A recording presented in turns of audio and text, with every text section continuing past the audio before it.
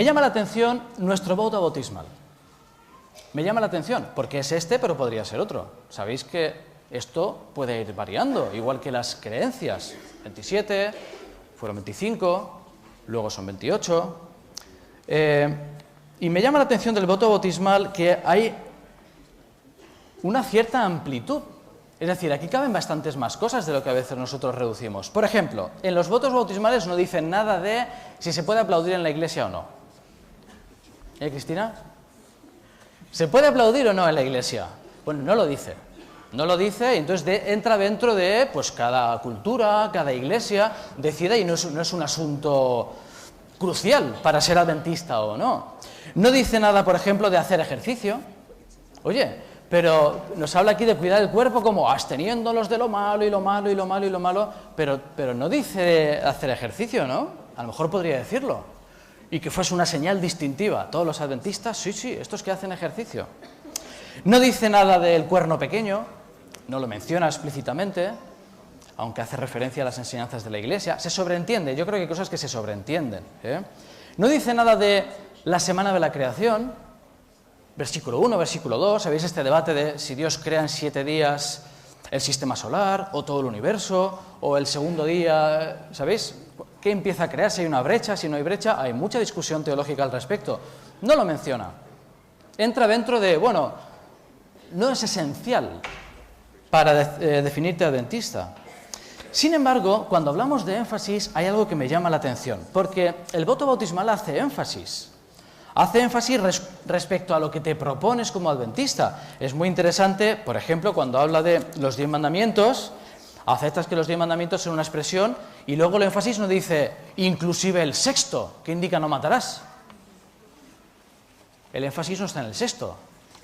O en el inclusive no cometer adulterio, ¿verdad? No, se para en el cuarto, o sea, es como un énfasis especial.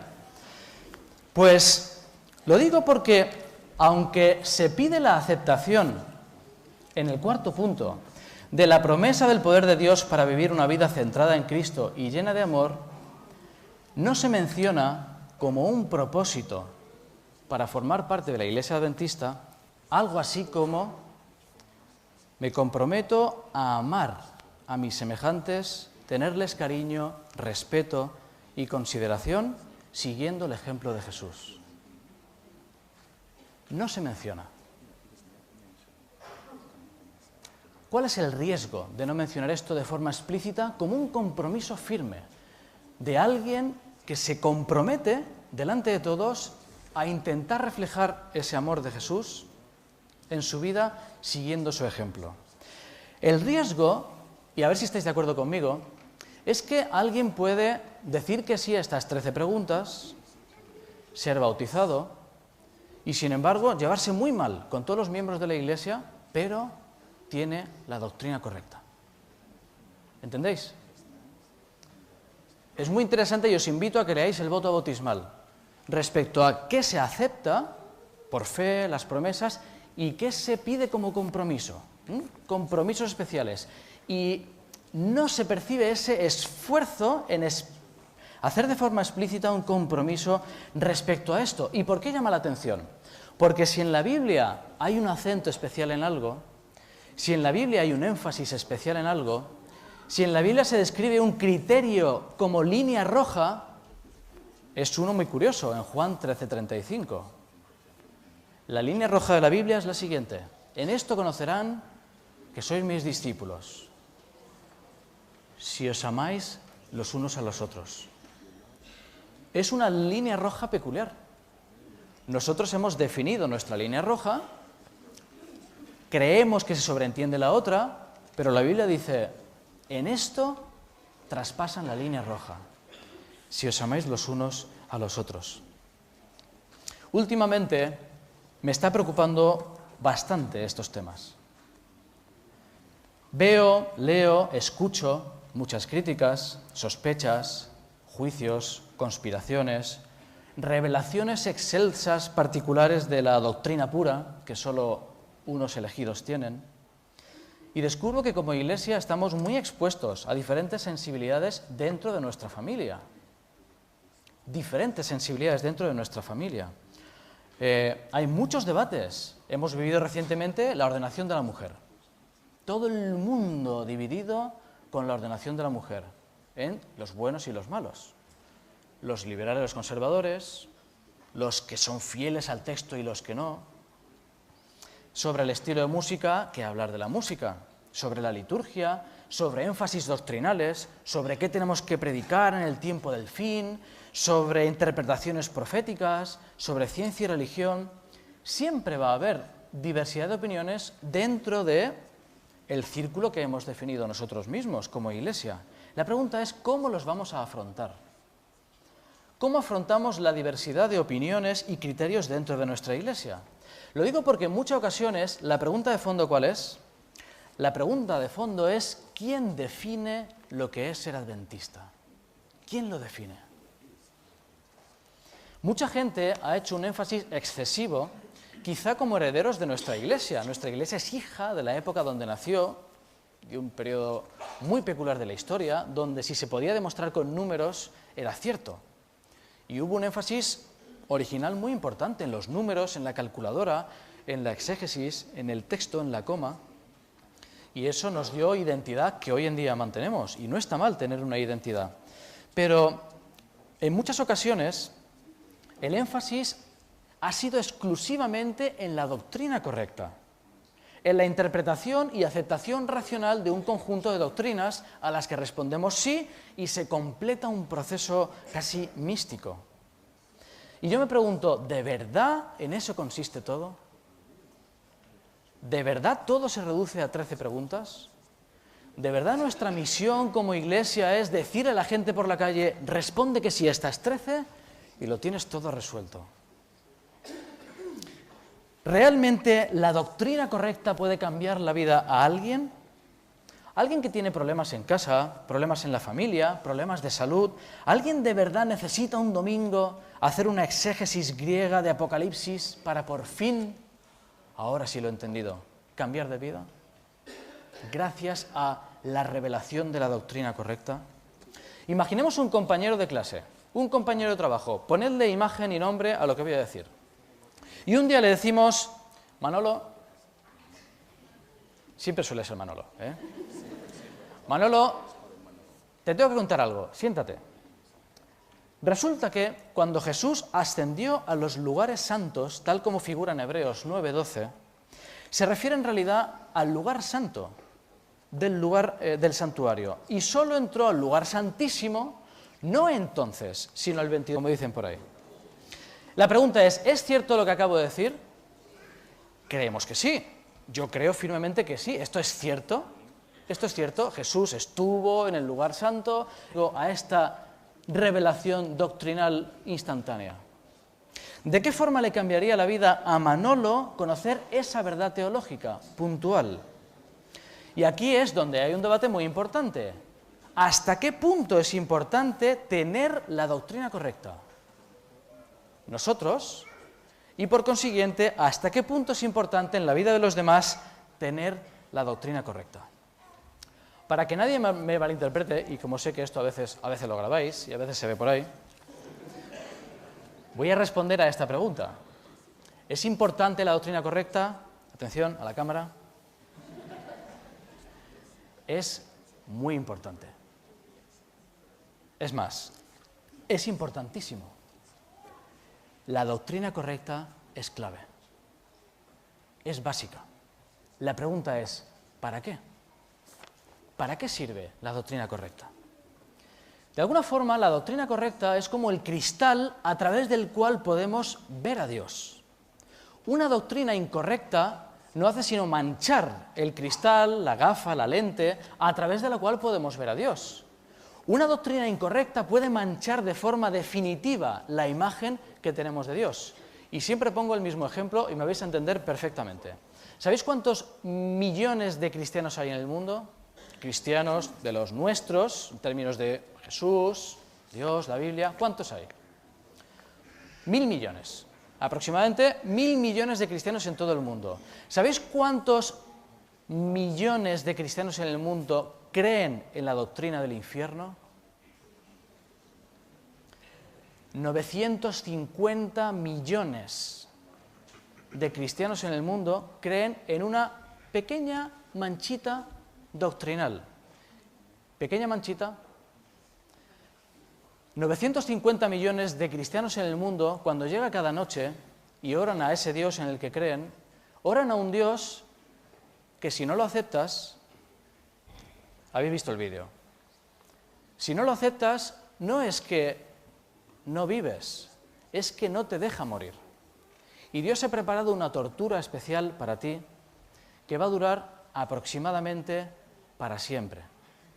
Ahora imaginémonos en la situación de alguien que es torturado por ese Dios en quien cree durante 389.000 millones de años. Después de 389.000 millones de años de tortura, un día le dice a Dios, dice, no puedo más, ya es suficiente. Me porté mal, te rechacé, fui indigno durante los 80 años que viví. Lo siento, pero por favor, déjame morir. Déjame morir, déjalo ya. Tienes razón, tú ganas. ¿Me puedes desconectar, por favor? Y la respuesta de ese Dios al que oran cada noche es,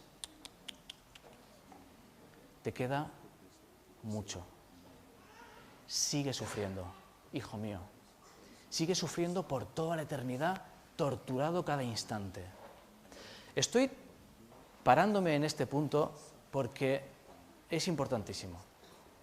¿Os dais cuenta de que una doctrina incorrecta nos pone una mancha delante de la imagen de Dios que 950 millones de cristianos en el mundo, es que es muy fuerte, tienen que tragar, tienen que aceptar, tienen que cerrar la Biblia y decir, no lo entiendo, pero tú sabrás lo que haces?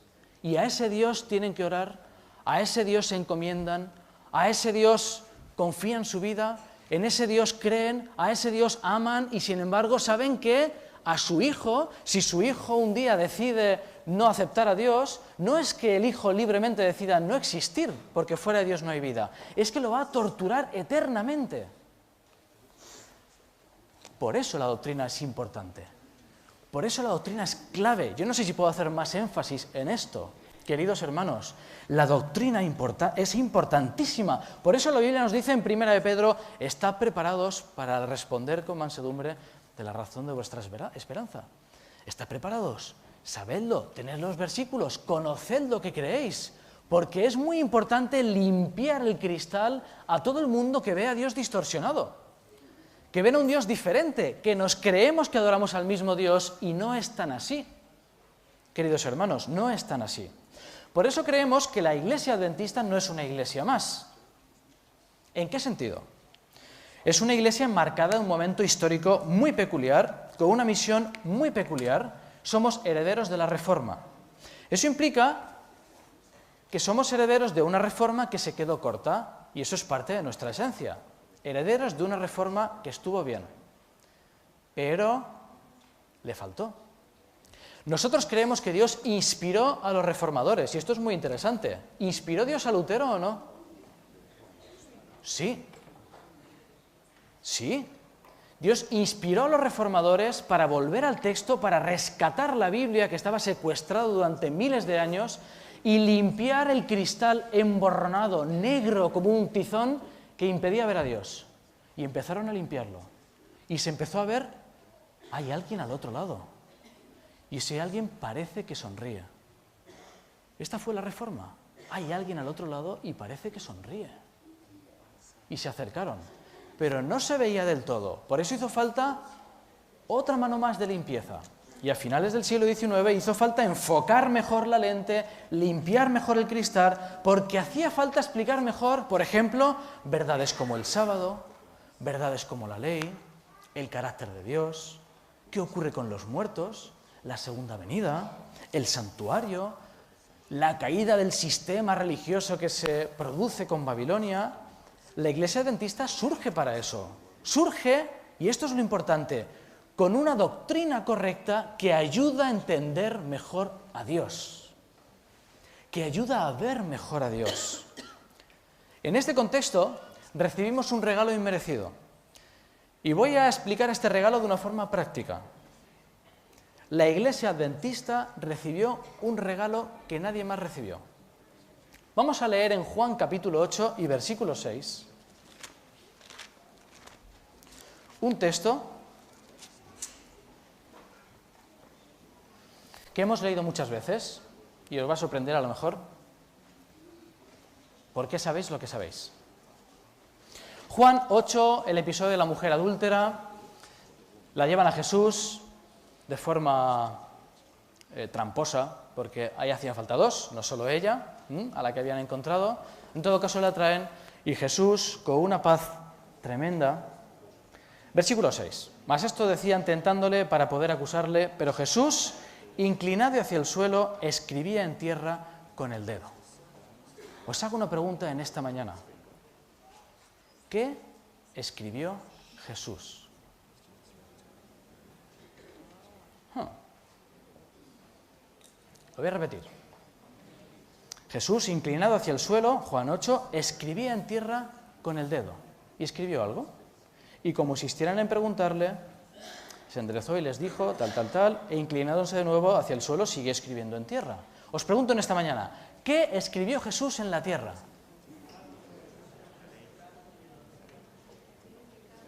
Los pecados de los que tiran piedras en la mano, los pecados de ellos. Pregunta, ¿cómo lo sabéis?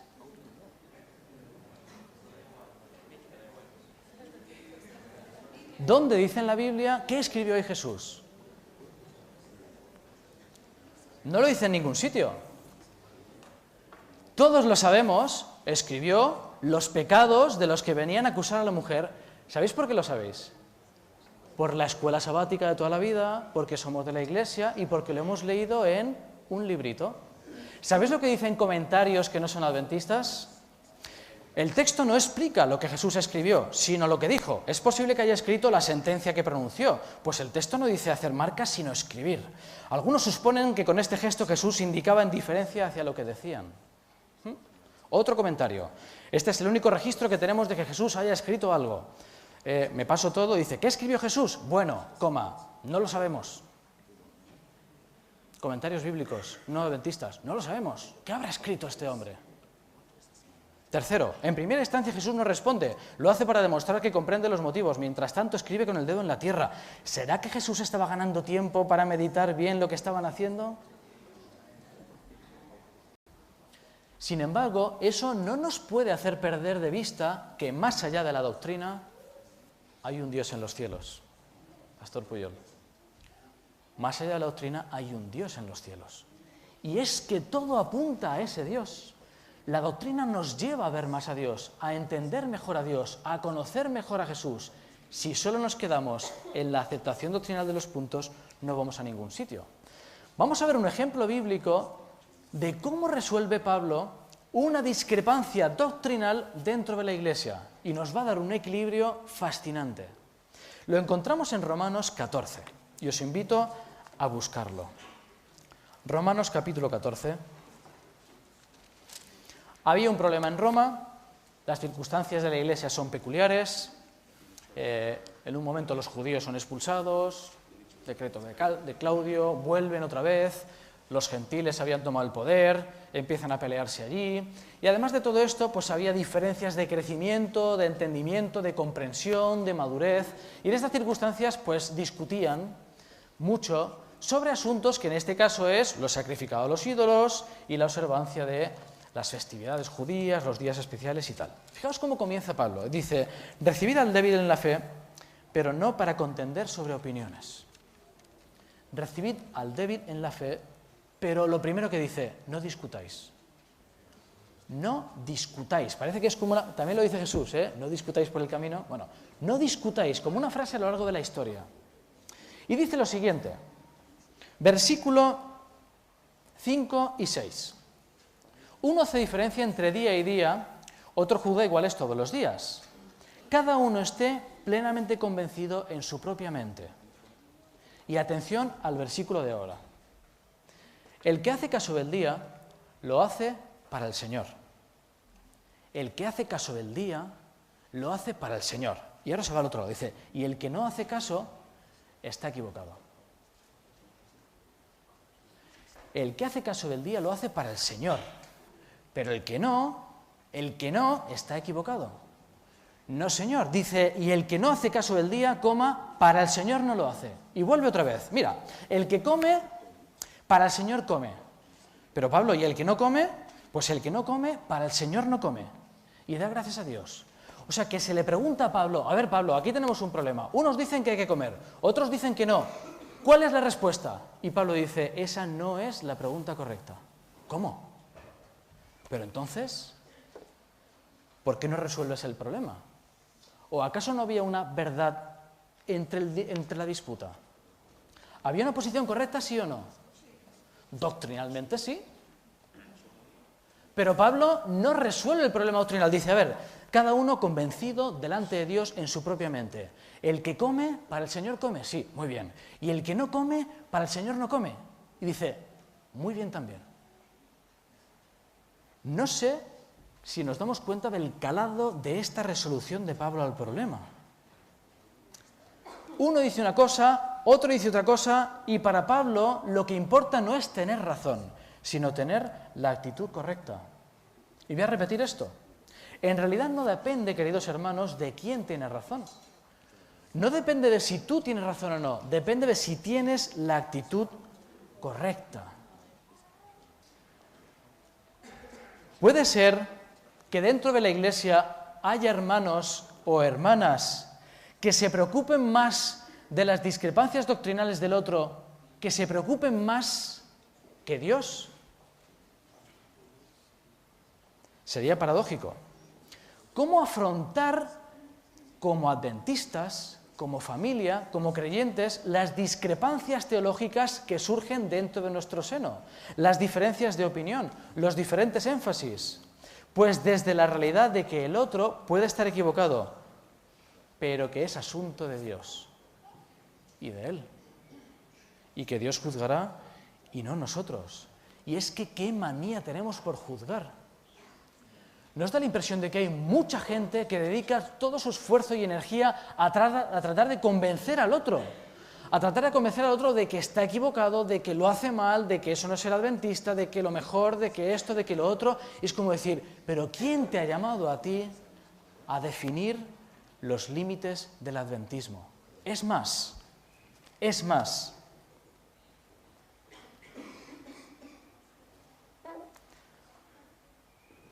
Versículo 10.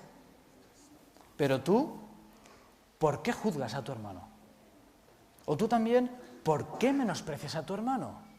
¿Quién te has creído tú que eres? ¿Quién te has creído tú que eres para definir los límites del adventismo y definir cómo se vive honrando a Dios? Porque todos compareceremos ante el tribunal de Cristo, todos. Versículo 13, fascinante, así que ya no nos juzguemos más los unos a los otros, sino más bien decidid no poner tropiezo u ocasión de caer al hermano. Es mucho más importante la actitud que tenemos que si tenemos razón o no en muchas de las cosas sobre las que discutimos. Y es que, queridos hermanos, la salvación, según se presenta en la Biblia, no es un conjunto de versículos explicados a los que respondemos sí, creo. No es eso. De hecho, al final de la historia no habrá un examen sobre profecía. No habrá un examen de griego. No habrá un examen de exégesis. No habrá un examen de lo que hemos comido. No habrá un examen de doctrinas. Cuando en la Biblia hay momentos estelares donde alguien se enfrenta a ¿y ahora qué hago?, las respuestas son muy claras. El carcelero de Filipo, respuesta, cree en el Señor Jesús. El eunuco, ¿y ahora qué hago? ¿Qué impide que sea bautizado? ¿Tú crees? Sí, pues adelante. Buen ladrón. Señor, ¿os imagináis la respuesta? Bueno, es que te lo tengo que explicar ahora. A ver, siéntate un momento. Siéntate un momento porque es que hay una serie de puntos a los que tienes que responder que sí.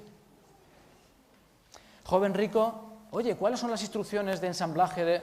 Déjate de cuentos, tú vende todo lo que tienes. Cuestión de actitud. Remanente, los que guardan los mandamientos de Dios y la fe de Jesús. ¿Y esto qué es sino una vida transformada por la fe en Cristo? Una vida transformada porque es un ideario los 10 mandamientos, el carácter de Dios en nuestro corazón por la fe en Cristo. ¿En qué momento de la historia nos hemos confundido, queridos hermanos? Hemos pasado en ocasiones de una justificación por las obras a descubrir la justificación por las doctrinas. De la justificación por las obras a la justificación por las doctrinas. ¿Y acaso no hemos llegado al paso final, que es por la fe y una vida transformada por Dios? La doctrina adventista es, 2 puntos, imprescindible. Tenemos que predicar la verdad presente en este momento presente que nadie más tiene. ¿Pero para qué? ¿Pero para qué? ¿Para qué? Imaginaos una persona a la que la sentamos, voy a cambiar de día, un martes, por no decir un domingo, un martes, y lo tenemos 24 horas sentado, con una Biblia demostrando todas y cada una de las doctrinas adventistas hasta el final.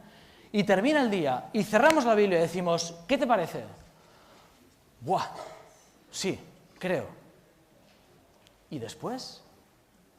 Me lo creo todo. ¿Y después? ¿Qué hay más allá del cristal? ¿Entendéis? ¿Qué hay más allá de ese cristal que acabas de limpiar? Está Jesús. Más allá del cristal está Jesús. Está Dios. Está una vida transformada pareciéndonos más a Él, queriendo no pasar ni un minuto sin Él, relacionándonos mejor con Él. La doctrina adventista ni lo es ni será un fin en sí mismo, nunca. Será un fin en sí mismo la doctrina correcta, el versículo correcto, el año correcto, el papa apresado correcto. Nunca. No tiene que ver con eso. Esto simplemente nos describe una realidad que hace referencia a un Dios real. Y o te encuentras con Dios o no has cruzado la línea roja. Nuestra función es anunciar al mundo que Jesús viene pronto. Una misión escatológica de reavivamiento y reforma. Volver al texto bíblico, darle forma a esa reforma que quedó corta, pero sobre todo, reflejar el carácter de Jesús. Sobre todo, más que nada, por encima de cualquier doctrina, reflejar el carácter de Jesús. ¿Cuántas veces hemos discutido y nos hemos enfadado y hemos tenido un mal día y llevamos meses por una doctrina, por un énfasis, por un planteamiento, cuando la Biblia nos dice, si está equivocado, para Dios lo está. Punto. Pero es que está equivocado. Para Dios lo está. Es asunto suyo y de Dios. Siempre y cuando tu voluntad sea ayudar. Que tú quieres, y esto hay que matizarlo, que tú quieres limpiar el cristal para que vea más a Dios, amén. Pero eso tiene una actitud muy diferente, a sacudirle con el cristal. Nunca perdamos la realidad de que la doctrina correcta no nos salva. La doctrina correcta no transforma a nadie. A nadie. La doctrina correcta no sirve de nada, si no la llenamos con la realidad de Dios. Si no nos permite ver a Dios mejor. Si no nos permite decir, madre mía, yo no sabía que estabas ahí detrás del cristal. Nunca te había visto así. Eso es lo que realmente constituye nuestra esencia. Queridos hermanos, y termino, el cielo estará lleno de gente equivocada, pero maja.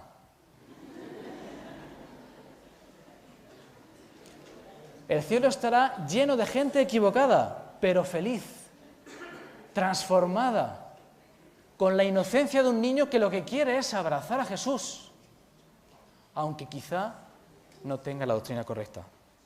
Ojalá que, equivocados o no, podamos todos estar allí.